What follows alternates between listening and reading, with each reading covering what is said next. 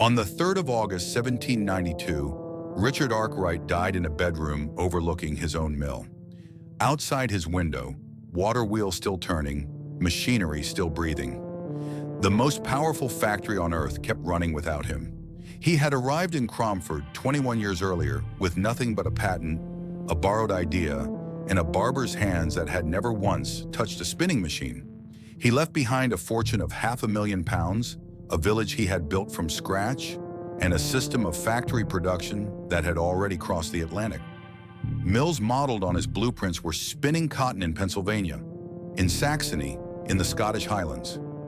Every factory that would ever exist owed something to this valley in Derbyshire, and yet, within 55 years of his death, the mill would fall silent, not from war, not from bankruptcy, not from a better machine, from water, a slow, invisible loss of water running beneath the ground.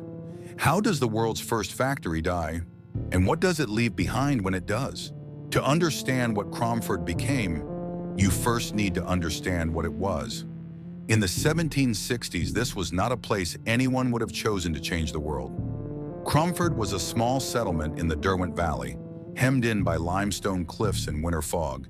Its economy built entirely on lead. The men went underground, the women and children sorted ore in the open air, rain or shine, their hands gray with dust by mid-morning. Income was irregular. Mines flooded, shafts collapsed. Families survived one season at a time. The textile industry, meanwhile, existed not in factories, because factories did not yet exist, but in homes. Across England, women sat at spinning wheels in kitchen corners, producing thread by hand, one spool at a time. Men wove on hand looms in upstairs rooms. It was slow, intimate work, passed from mother to daughter across generations, and for centuries it had been enough. Then the flying shuttle arrived in 1733 and everything accelerated, except spinning. John Kay's invention allowed weavers to work twice as fast. Demand for yarn doubled almost overnight, but the spinners working by hand on jenny frames or traditional wheels could not keep pace. Across Lancashire and Derbyshire, looms sat idle waiting for thread. Merchants complained. Mills already built for grinding and fulling sat underused. The bottleneck was obvious to anyone paying attention. Someone needed to find a way to spin cotton faster, stronger, and in greater quantities than human hands alone could manage. There was a further problem, and it was structural. Cotton yarn spun by hand was too weak to serve as warp thread, the lengthwise threads that bear the full tension of weaving. Weavers were forced to use linen for the warp and cotton only for the weft. The result was fustian, a mixed cloth that was neither fully cotton nor fully linen. True all-cotton fabric, the kind that was lighter, cheaper, and easier to wash than wool or fustian, remained beyond reach. The technology simply did not exist yet to produce cotton yarn strong enough for the purpose. England was importing finished cotton cloth from India at enormous cost. The demand was there. The market was there. The raw cotton was arriving by ship in bales from the American colonies and the Caribbean. What was missing was a machine, reliable, scalable, and powerful enough to be driven not by a pair of hands, but by something that never tired. Back in Cromford, the lead mines were beginning to exhaust themselves. Many of the shallow seams had already been worked out. Deeper shafts required expensive drainage systems that small family operations could not afford. One by one, the independent miners who had sustained this valley for generations found themselves working for wealthier owners or not working at all. Their wives were no longer needed at the sorting tables. Their children had no trade to inherit. By 1770, Cromford was a community quietly running out of future. It had one thing left, something that most people in the valley had long since stopped noticing. Beneath the fields and the rock, the Cromford sow carried water. It was a drainage tunnel, bored deep into the hillside to keep the lead mines dry, and it discharged a constant, steady flow regardless of season. In summer droughts, when the river Derwent ran low, the sow kept flowing. In hard winters, when every surface stream froze solid, the sow kept flowing, reliable, invisible, wasted, until the day a man arrived who knew exactly what to do with it. Chapter 3. The Barber and the Machine. Though cat talk vacomai. Richard Arkwright was born in Preston, Lancashire, on the 23rd of December 1732. He was the 13th child of a family that could not afford to send him to school. A cousin taught him to read. An uncle taught him a trade. By his early 20s, he was cutting hair in Bolton for a living. It is worth pausing on that detail.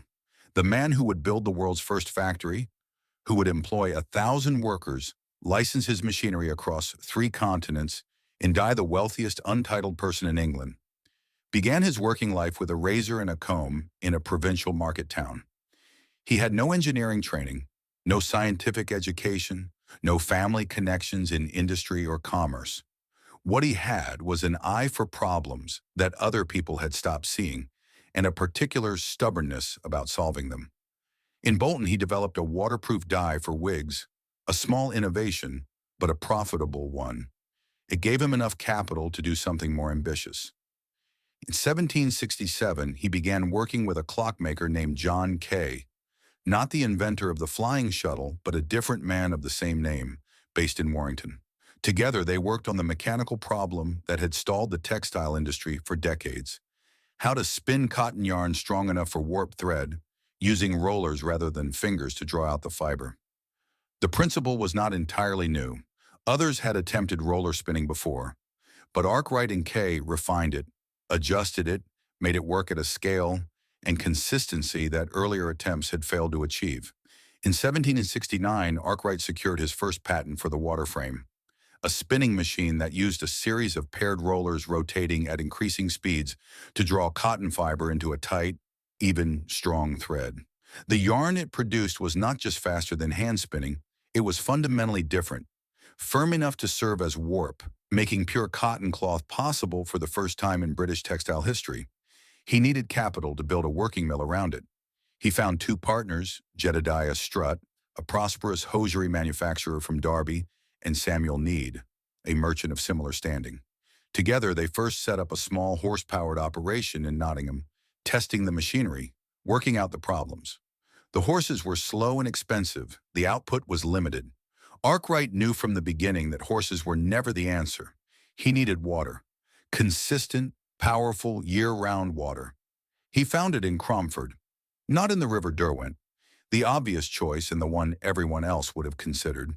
The Derwent was unpredictable, prone to flooding in winter, too low in summer. Arkwright chose instead to build his mill beside the Cromford Sow, the lead mine drainage tunnel that discharged a steady flow of water at constant temperature regardless of season. He also drew from Bonsall Brook, channeling both sources through a system of culverts and ponds he engineered himself, directing the water precisely where he needed it, onto a wheel large enough to drive an entire building full of machines simultaneously. He signed the lease at Cromford in the summer of 1771. He was 38 years old. He had never built anything before.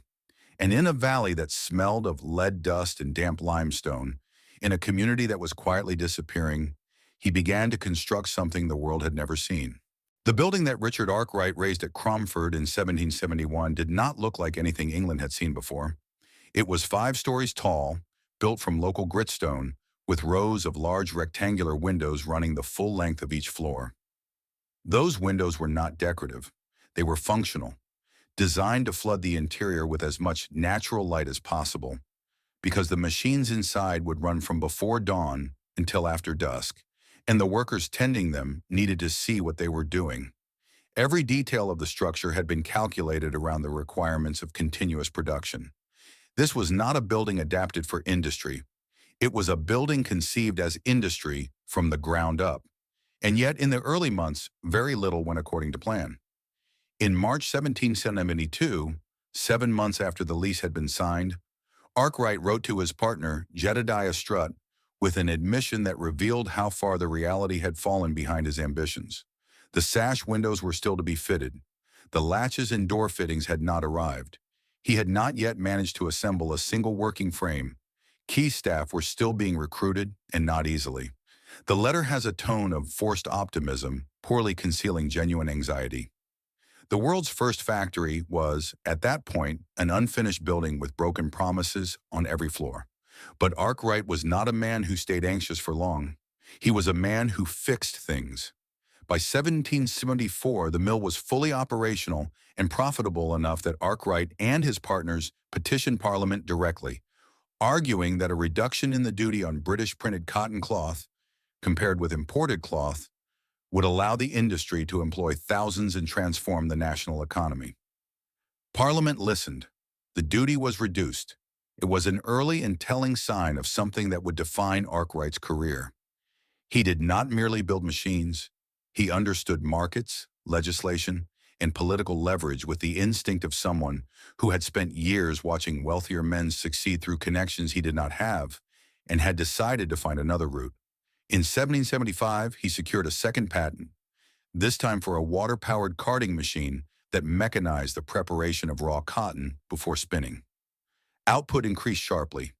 The fame of the Cromford operation spread through the trade with remarkable speed. By 1776, a second and larger mill was under construction on the same site, drawing from the same water supply but built to a grander scale. Arkwright was already thinking beyond Cromford. Mills at Bakewell, at Wirksworth, at Matlock Bath were planned or underway. Licenses were sold to manufacturers in Lancashire, in Scotland, in Germany. At Cromford itself, the transformation extended far beyond the mill walls. Arkwright built workers' housing along North Street, solid stone terraced rows designed to a standard well above what most industrial laborers of the era could expect. He built the Greyhound Inn to anchor the village socially. When the Cromford Canal opened in 1793, connecting the site to the major commercial waterways of the Midlands and the North, the valley that had been dying a slow death by lead exhaustion was suddenly connected to the arteries of a nation rebuilding itself around industry. At its peak, Cromford employed 1,000 workers. The machines ran through the night. The windows glowed against the Derbyshire dark, something so unfamiliar to the surrounding countryside that travelers reportedly stopped on the hillsides above the valley simply to stare at the light. A factory town, built from nothing, in less than a decade. The first of its kind. The model for everything that followed. What happened inside those walls, however, was not entirely what the glowing windows suggested. Step through the gates of Cromford Mill on any working morning in the 1780s, and the first thing that strikes you is not the smell, not the noise, not the heat, though all three are immediate and overwhelming. The first thing that strikes you is the rhythm. Everything moves. Everything moves together. The water wheel turns at the side of the building, steady and vast, and its rotation travels inward through shafts and gears and leather belts until every floor, every frame, every spindle in the building is turning at the same pace, governed by the same source. The water decides the tempo. The machines follow. The workers follow the machines. This was the revolution, not the spinning frame alone, but the system built around it. Before Cromford, a skilled spinner working at home controlled her own pace. She decided when to start, when to rest, when the thread was good enough. She answered to no one but the merchant who collected her work at the end of the week. At Cromford, that autonomy was gone entirely. The machine did not wait. The machine did not slow down because a worker was tired or cold or had not eaten since the previous evening. The machine ran at the speed the water dictated, from the moment the wheel engaged in the morning to the moment it disengaged at night, 13, sometimes 14 hours later. The production sequence moved vertically through the building. Raw cotton arrived at the ground floor in bales, compressed and tangled from the voyage across the Atlantic. It was first opened and cleaned by hand, one of the few stages that still depended on human fingers rather than machine action. From there, it passed to the carding machines on the lower floors, introduced after Arkwright's second patent of 1775.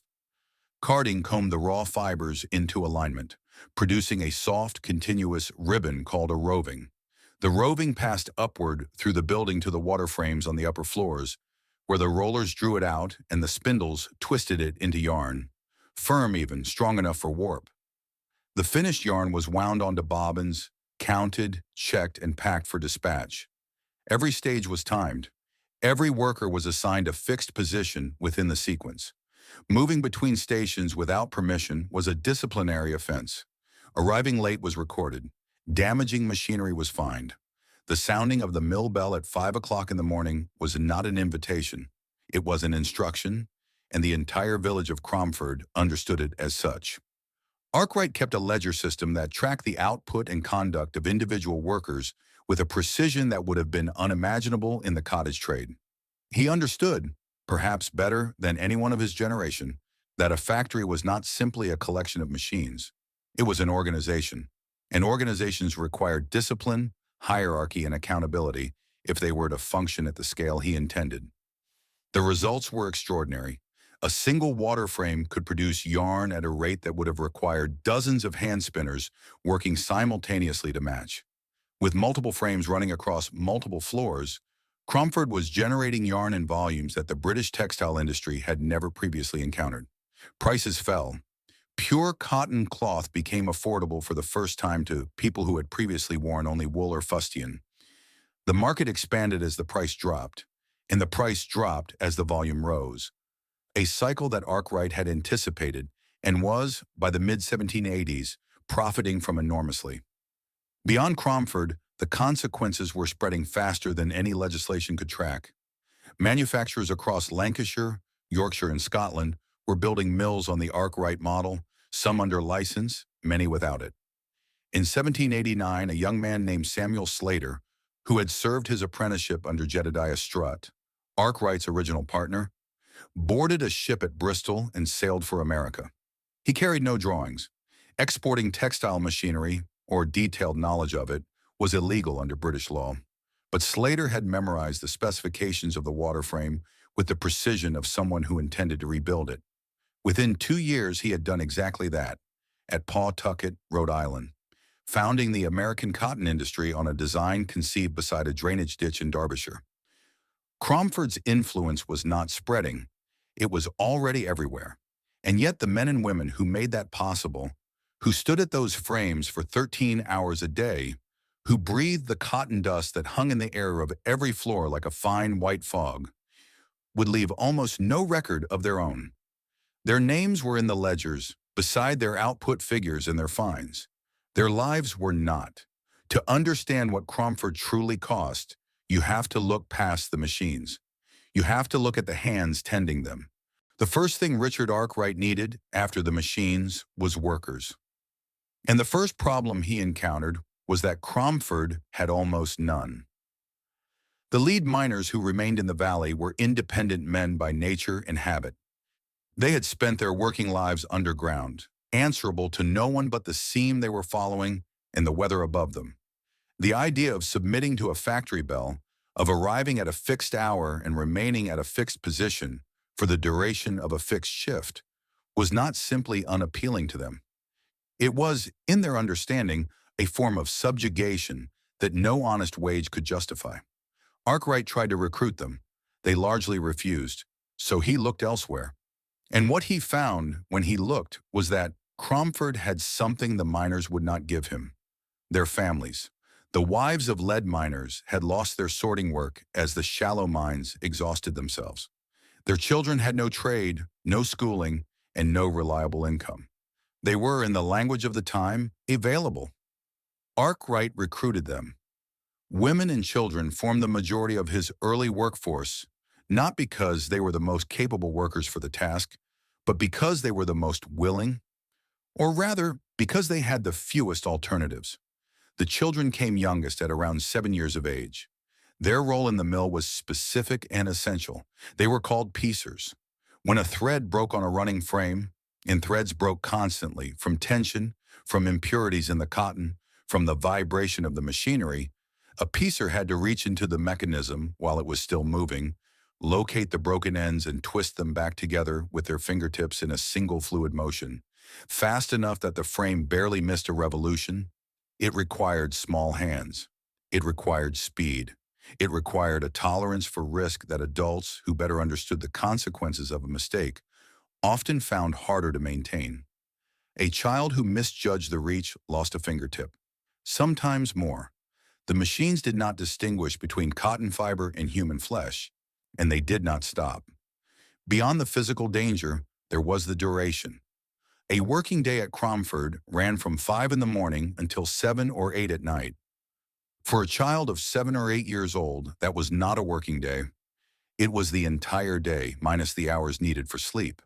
There was no provision for education.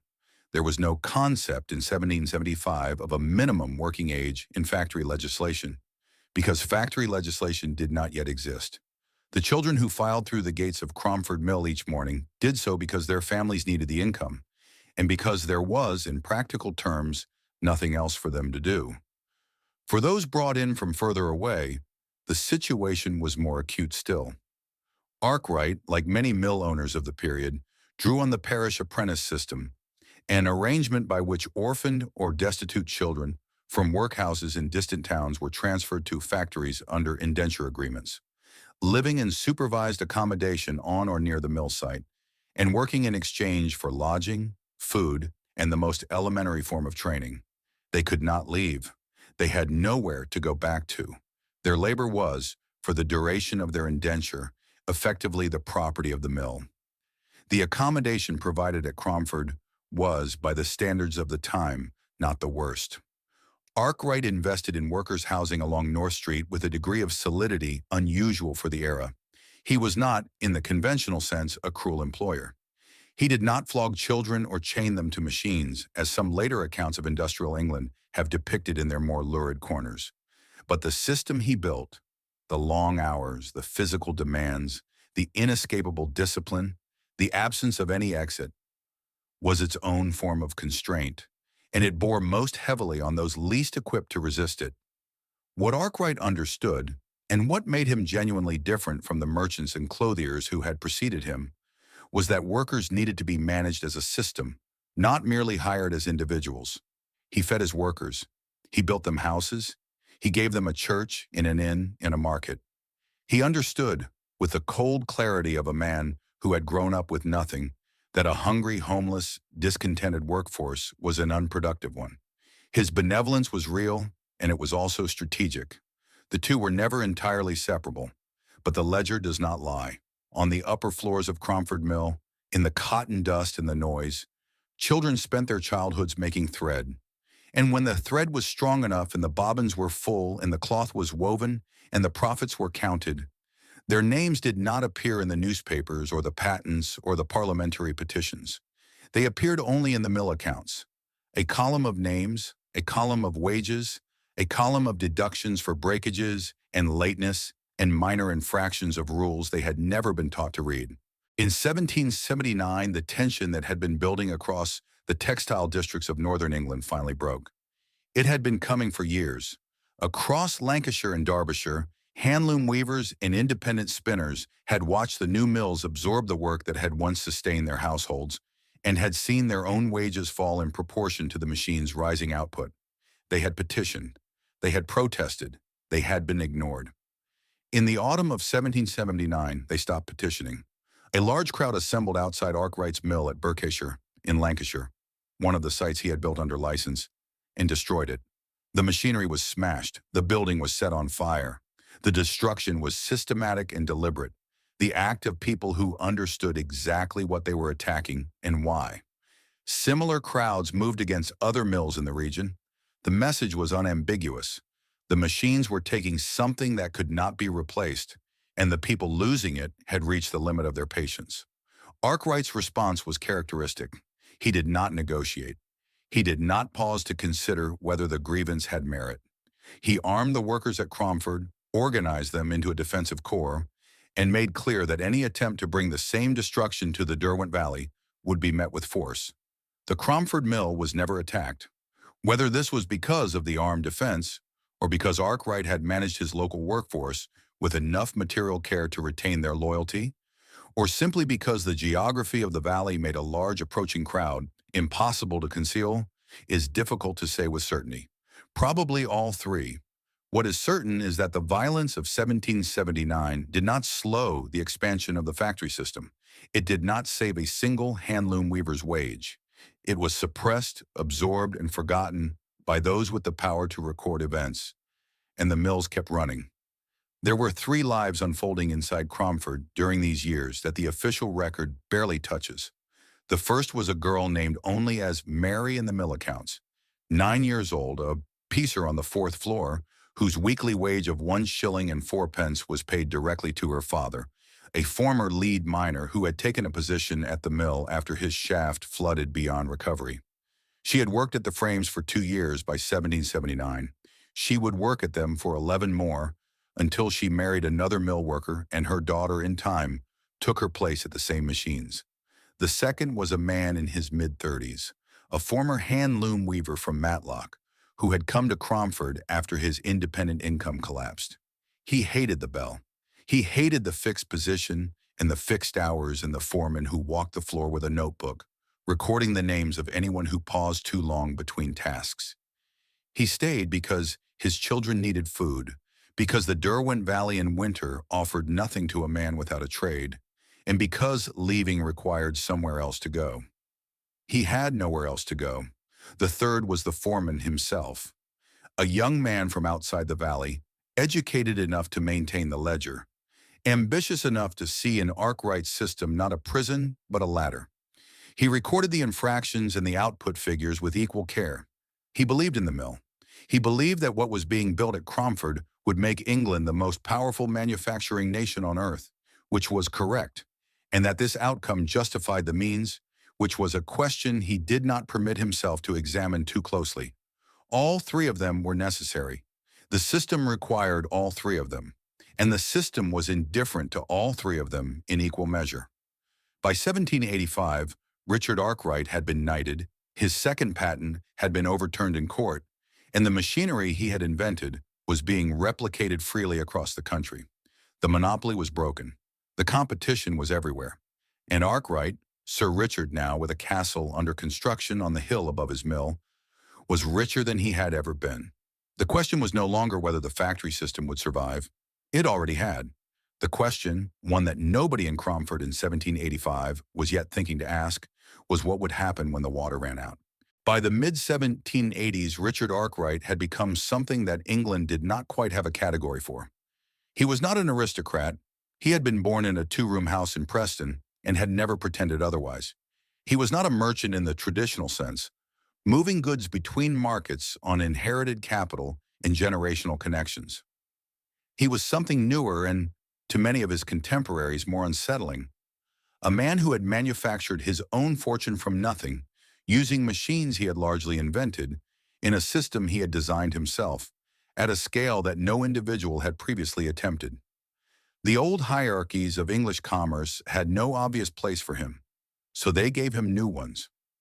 In 1786, the year after his second patent was struck down by the Lancashire court, Richard Arkwright was knighted by George III. The barber's son from Preston became Sir Richard. The following year, he was appointed High Sheriff of Derbyshire, the highest civil administrative office in the county, responsible for maintaining order, overseeing elections, and executing the judgments of the Crown Courts. It was a position that, a generation earlier, would have been unthinkable for a man of his background. It was now apparently inevitable. He had earned it in the arithmetic of the age, beyond any reasonable dispute. His mills at Cromford, Matlock Bath, Bakewell, and Wirksworth employed thousands. His licensing arrangements had seeded the factory model across Scotland, Lancashire, and continental Europe. The yarn produced under his patents had broken the price of cotton cloth and made it accessible to households that had previously worn only wool. By 1787, cotton had overtaken wool as England's most significant textile export, a transformation that would have been impossible without the system Arkwright had built at Cromford 16 years earlier. He was, by the time of his knighthood, worth somewhere in the region of £500,000, a figure that placed him among the wealthiest individuals in the country, regardless of title or lineage. He had acquired land across Derbyshire. He had built Rock House at Cromford, a solid gentleman's residence on the hillside directly opposite the mill, from which he could look down at his water wheel every morning. And he had purchased in 1788 a substantial estate from a neighboring landowner named William Nightingale, the father of a girl then aged 8 who would later become considerably more famous than her father, for the sum of £20,000.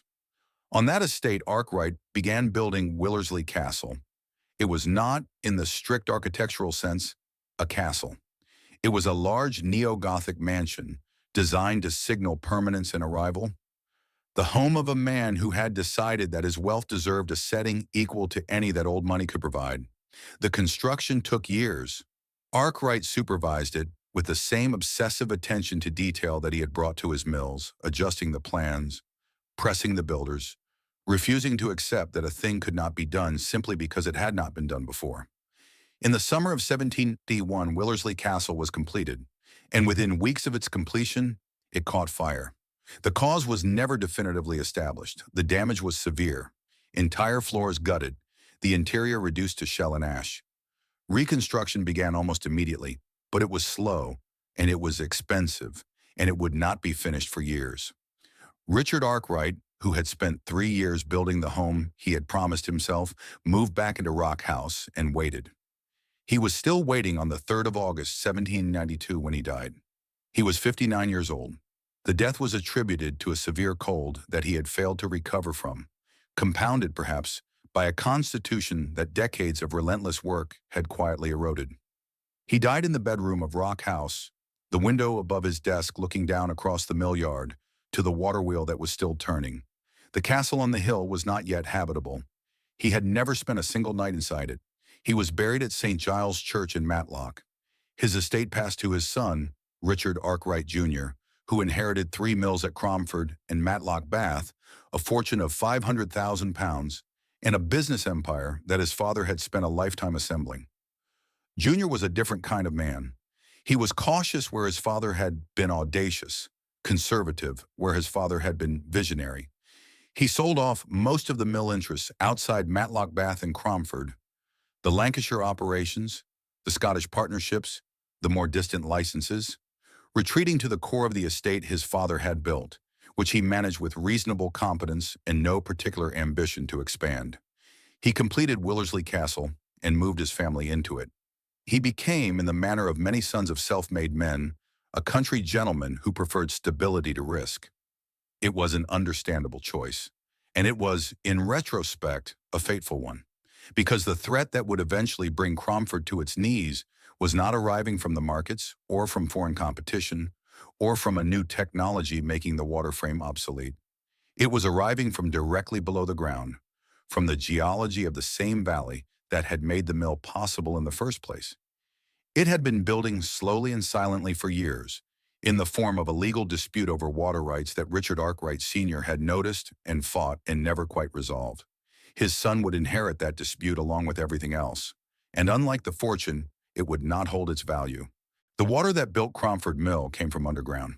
That had always been the arrangement, and for the first 4 decades of the mill's operation, it had been sufficient.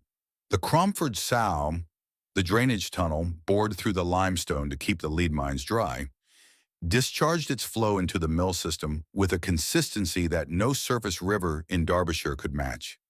It did not flood, it did not freeze, it did not depend on rainfall or season. Arkwright had chosen it precisely because it was reliable, and for a generation it had justified that faith entirely. But the Sow did not exist in isolation.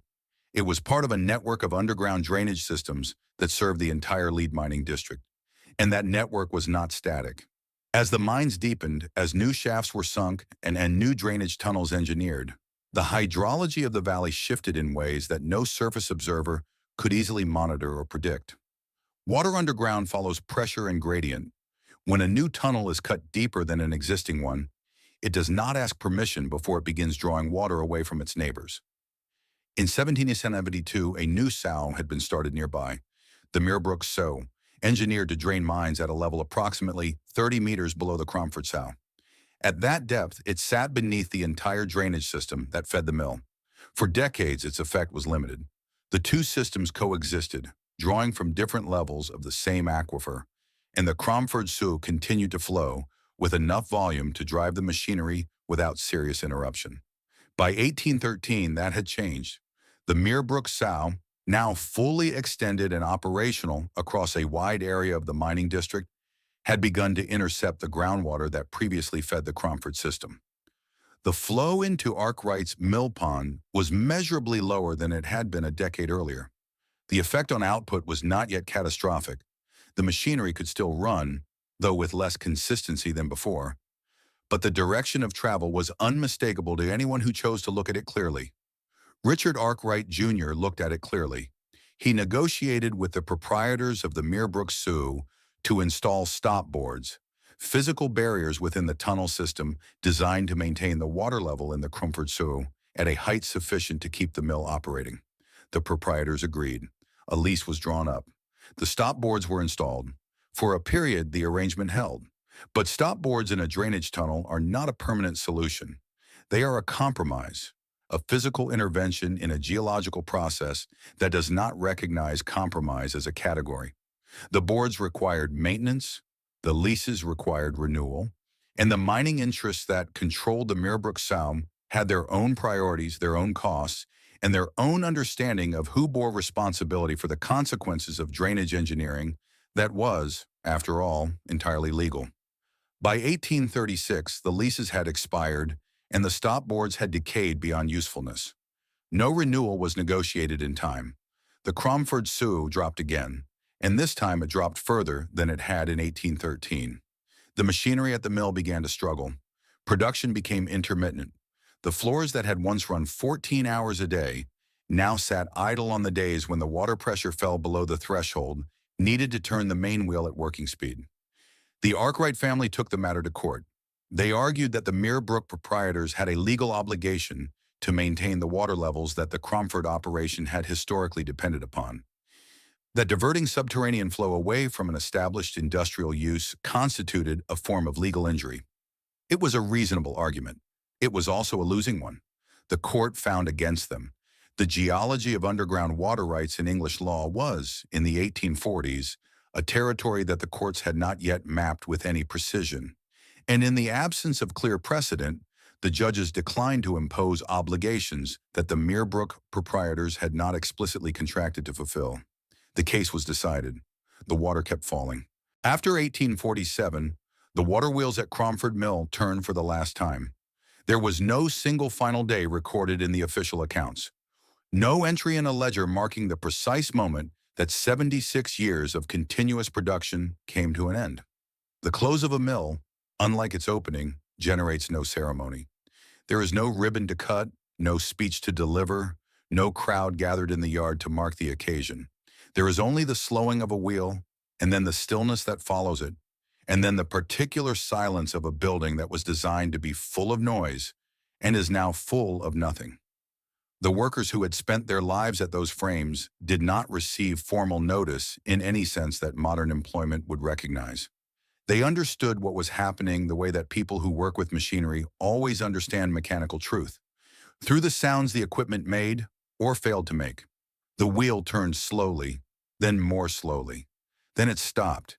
And when it stopped, there was nothing left to do but walk out through the gates for the last time and not come back.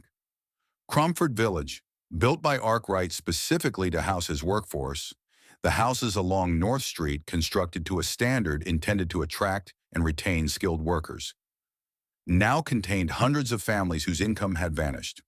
There was no redundancy payment in 1847. There was no government program for displaced industrial workers, no retraining scheme, no social safety net of any kind beyond the parish poor relief, which was inadequate to the scale of the need and designed for a pre-industrial economy that no longer existed in the Derwent Valley or anywhere else. Some families left. The railways, which had arrived in Derbyshire during the 1840s, made movement possible in a way it had never been before, and some of Cromford's displaced workers followed the lines north to Manchester, east to Nottingham, west to the new industrial towns of the Midlands. They carried with them the only thing of value that Cromford had given them: an understanding of how factory machinery worked, how production sequences were organized, how to tend a frame and pace a shift and survive the bell. In the mills of Manchester, that knowledge was still currency. Others stayed. The village did not empty overnight, because villages rarely do. People stayed because they owned their houses, or because they were too old to start again elsewhere, or because leaving requires a certainty about the destination that despair does not always provide. They found what work they could. The Greyhound Inn kept its trade. The church kept its congregation.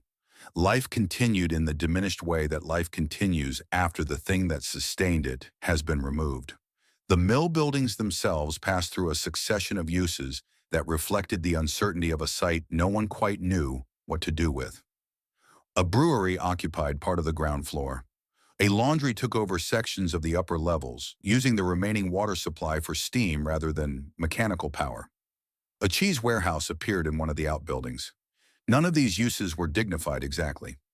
The spectacle of the world's first factory reduced to storing wheels of cheese has a particular quality of bathos, but none of them were destructive either.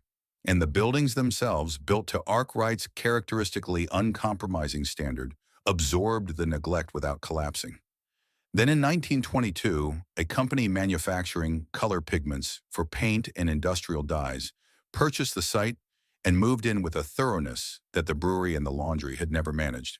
The color works, producing lead chromate, a vivid yellow compound used in paint formulations, transformed the mill yard entirely. Every available space was pressed into service. The original watercourses were covered over and built upon. Historic facades were obscured by corrugated iron lean-tos and external lift shafts.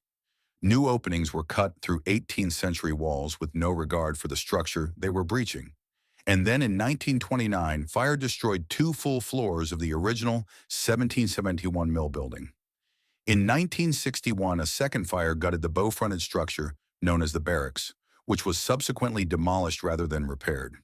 By the time the color works finally closed in 1979, the site was heavily contaminated with lead chromate, structurally compromised in several of its key buildings, and surrounded by the accumulated detritus of 6 decades of industrial occupation that had treated the historic fabric as an inconvenience to be worked around, rather than a heritage to be preserved. The assessment of most informed observers at that point was straightforward. The buildings had reached the end of their useful life. The contamination was severe. The restoration cost would be prohibitive. The only practical course was demolition. The world's first factory, it seemed, was finally going to disappear. It had one more turn left. There is a particular kind of ruin that does not announce itself dramatically. It does not arrive in a single catastrophic moment. No explosion, no flood, no fire consuming everything at once in a spectacle that at least has the decency to be final. It arrives instead as a slow accumulation of small surrenders. A roof beam that is not replaced, a window that is boarded rather than reglazed, a wall that develops a crack, and then a wider crack, and then a lean that everyone who passes it learns to look away from, because acknowledging it would require doing something about it. This is the kind of ruin that Cromford Mill became in the century following the closure of its cotton operations. Not a dramatic collapse, but a long, undignified diminishment, layer by layer, decade by decade, until the building that had once been the most advanced industrial structure in the world was indistinguishable from certain angles, from an abandoned yard in any neglected corner of provincial England. The brewery that first occupied part of the ground floor after 1847 was followed by the laundry, and the laundry by the cheese warehouse, and by a succession of other tenancies whose connection to the original purpose of the building grew more tenuous with each passing decade. The great water wheel, which had once driven 5 floors of precision machinery in coordinated motion, was eventually removed, whether for scrap or simply because it had become an obstacle to whatever was happening on the ground floor by then, is not entirely clear from the surviving records. The mill pond silted. The culverts that Arkwright had engineered with such care were covered over, built upon, forgotten.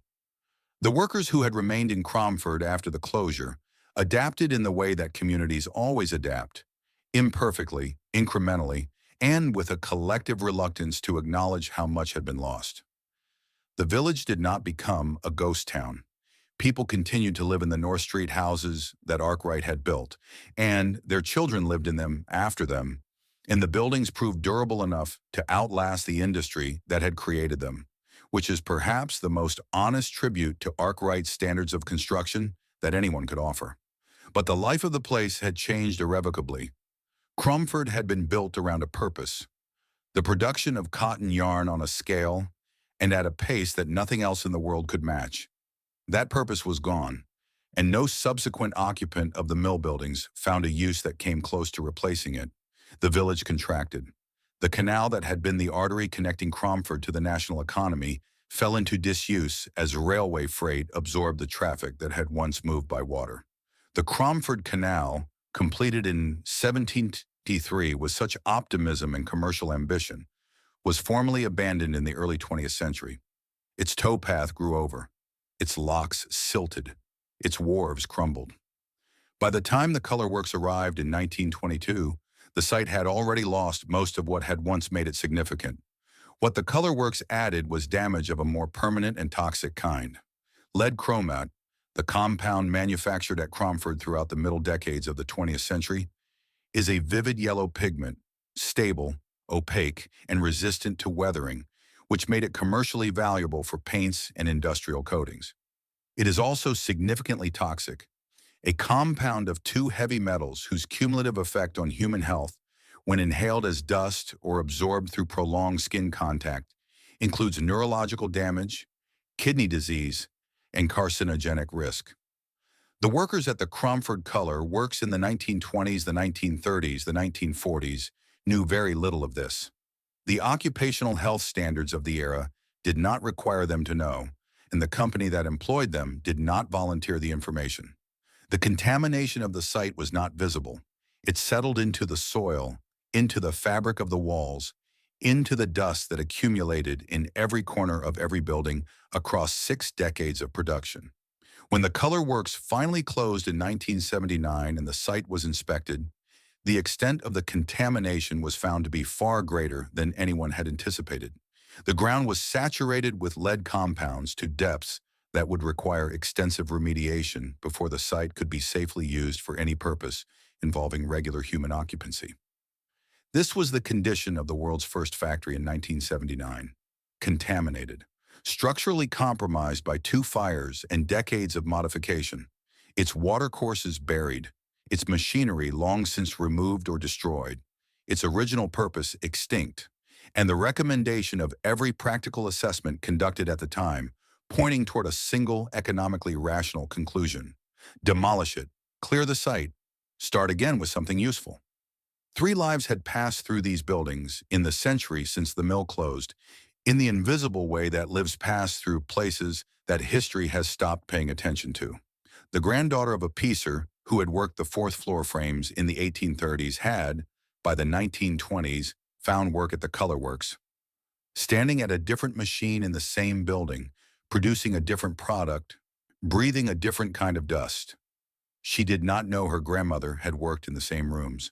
The family had not kept that story.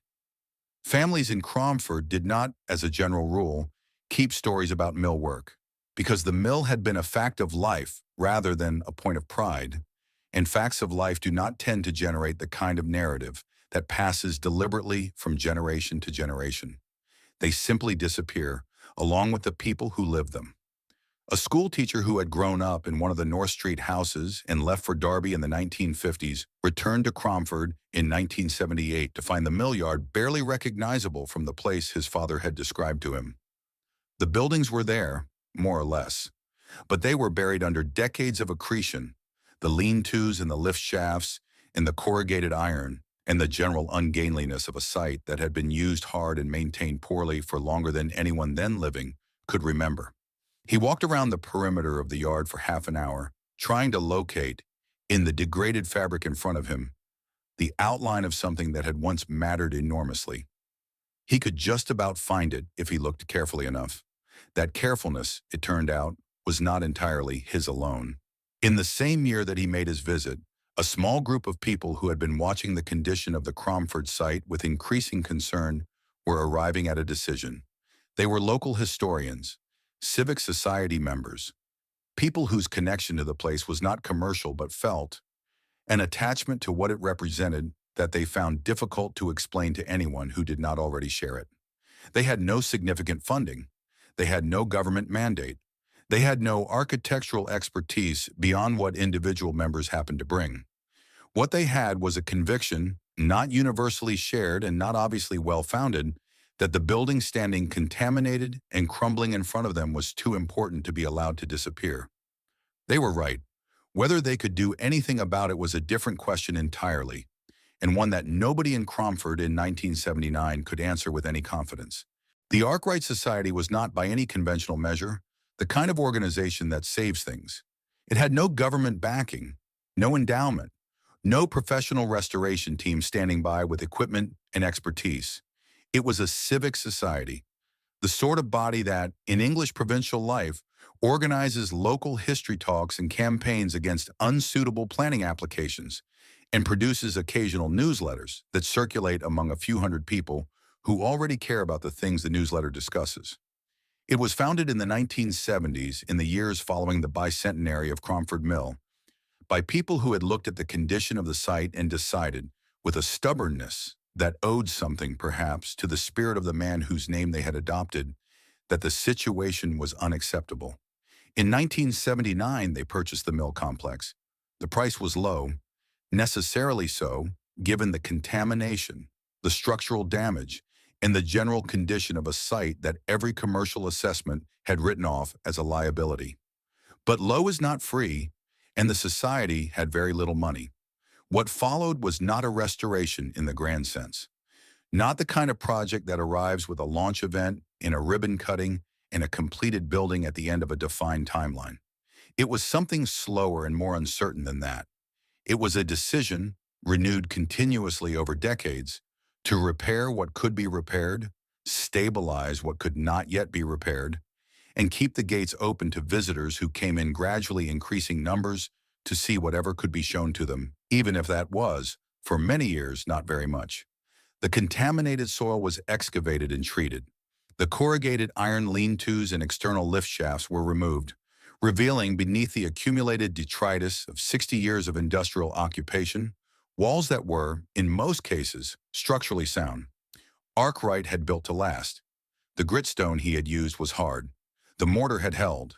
The bones of the original 1771 mill were, when cleared of everything that had been added to and subtracted from them over the intervening 2 centuries, substantially intact. Grants arrived, from the county council, from heritage bodies, eventually from the Heritage Lottery Fund, in amounts that were never quite enough to do everything that needed doing, but were sufficient, carefully managed to keep the work moving forward. Volunteers contributed time that no budget could have purchased. Historians contributed knowledge. Craftspeople contributed skills and traditional building techniques that were, by the late 20th century, becoming as rare as the machinery the mill had once housed. The work was slow. It is still not finished. The Arkwright Society has been restoring Cromford Mill for nearly half a century, and there are still buildings on the site that remain in need of attention, still sections of the original fabric that have not yet been fully stabilized. But what has been achieved in that time is, by any reasonable measure, extraordinary. In 2001, the Derwent Valley Mills, a designation encompassing Cromford and a series of related industrial sites along the river, was inscribed as a UNESCO World Heritage Site. The citation described the valley as the place where the modern factory system was born and identified the surviving structures at Cromford as the most complete and significant physical evidence of that origin anywhere in the world. It placed Cromford in the same category as the pyramids of Giza, the historic center of Florence, and the Great Wall of China, places that humanity had collectively decided were too important to lose. By 2019, the restoration expenditure at Cromford had reached £48 million. 100 people were employed on the site, in the visitor center, the shops and cafes, the education program, the ongoing conservation work. The mill yard that had been contaminated wasteland 40 years earlier was now receiving visitors from every part of the world.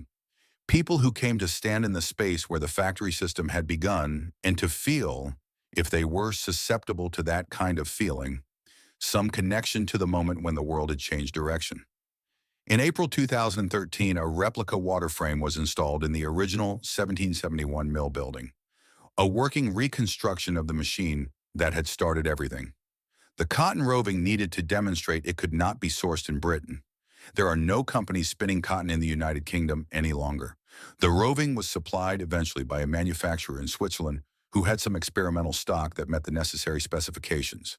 The wheel turns, the frame spins, and the thread it produces, slow, imperfect, requiring constant attention, is a thread connecting the present to a moment 2.5 centuries in the past when a barber's son from Preston looked at a drainage ditch in a dying lead mining village and saw something that nobody else had seen. It is worth, at the end of this account, sitting with a few of the contradictions that Cromford Mill leaves behind, not to resolve them, because they do not resolve, but to acknowledge them clearly. Richard Arkwright created the factory system. The factory system, in the century following his death, produced the greatest expansion of material wealth in human history. It also produced child labor on an industrial scale, urban squalor that was genuinely without precedent, working conditions that destroyed health and shortened lives, and a reorganization of human time and autonomy so fundamental that its effects are still being negotiated in employment law, in workplace culture, and in the daily experience of anyone who has ever answered to a bell. Both of these things are true simultaneously. The difficulty is that they cannot be separated because they emerge from the same system, built by the same man in the same valley for the same purpose. The children who worked as piecers on the upper floors of Cromford Mill, reaching into running machinery with small fingers to join broken threads, did not benefit from the Industrial Revolution in any immediate sense. They worked long hours for wages paid to their parents, in conditions that no legislature had yet seen fit to regulate, in a building whose owner understood their value primarily as a component of a production system. The Factory Act of 1833, which introduced the first meaningful legal restrictions on child labor in British mills, setting a minimum working age of 9 and limiting working hours for children under 13, came 62 years after Cromford opened. For the children who worked there in the first decades, that legislation arrived too late to help them personally. It arrived in part because of the scale of what had been built at Cromford and places like it, because the suffering produced by the factory system eventually became visible and concentrated enough to generate the political pressure required to address it. Progress in this reading is not a gift. It is a debt collected from specific people who did not volunteer to pay it on behalf of a future they would not live to see. Arkwright himself understood none of this in the terms we now use to discuss it, and it is probably unreasonable to expect that he should have. He was a man of his time, which is another way of saying that he was capable of certain kinds of vision and entirely blind to others. He saw that water could drive machinery at a scale that human hands could not match. He saw that a workforce, properly organized and housed and fed, would be more productive than one left to manage its own circumstances. He saw that patents, parliamentary lobbying, and aggressive litigation were tools of economic power as real as any machine. He saw with extraordinary clarity the world that was coming, the world of mass production, of factory towns, of international supply chains, of manufactured goods available to households that had previously done without them. He did not see, or did not choose to see, that the people making it possible were paying a price that the ledger did not record. That price is part of the story of Cromford. It belongs in the same account as the genius of the water frame and the audacity of the first mill and the fortune that a barber's son accumulated in a valley in Derbyshire. To separate them, to tell only the story of innovation or only the story of exploitation, is to produce something that is tidier than the truth and therefore less honest than the subject deserves. The water wheel at Cromford turns again now. It is a reconstruction. The original wheel was removed long ago in the years when nobody was keeping careful records of what was being lost, but it turns in the same channel, at the same position, driven by the same source of water that Arkwright directed here in 1771. The Cromford Sow still flows. The lead mines it once drained have been closed for generations, and the Merebrook Sow that starved the mill of water through the 1830s and 1840s is no longer actively managed. But the underground springs of the Derbyshire limestone have not dried up. The water that made this place is still here. The mill yard in the early morning, before the visitors arrive, has a quality of stillness that is different from ordinary silence. It is the stillness of a place that has been very loud for a very long time. The gritstone walls hold it. The windows, those large functional windows that Arkwright designed to flood the floors with light, catch the early sun at an angle that makes the old building look, for a moment, as it must have looked when it was new. Somewhere in this yard, on a morning in 1771, A water wheel engaged for the first time, and a building full of machines began to run. The sound it made was heard across the valley. People on the hillsides above Cromford stopped and listened, not knowing what they were hearing, not knowing what it meant that a wheel was turning in a stone building beside a drainage ditch in a lead mining village in Derbyshire. They were hearing the beginning of the world they live in. The question that Cromford leaves open, the one that its walls cannot answer, though they have been standing long enough to have earned the right to try, is what we do with a beginning like that. Whether we are capable of understanding, in the moment, what is being started. Whether the people who will pay the highest price for what we are building can be seen clearly enough, early enough, to matter in the decisions we make. Arkwright could not answer that question. Nobody in 1771 could. The wheel turned, and the machines ran, and the thread was spun, and the world changed. And the reckoning came later, as it always does, in the lives of people whose names were recorded only in columns of wages and fines, in a ledger that most historians have never read. The mill is still here. The ledger is still here. Both of them are asking the same question. We are still working out how to answer it.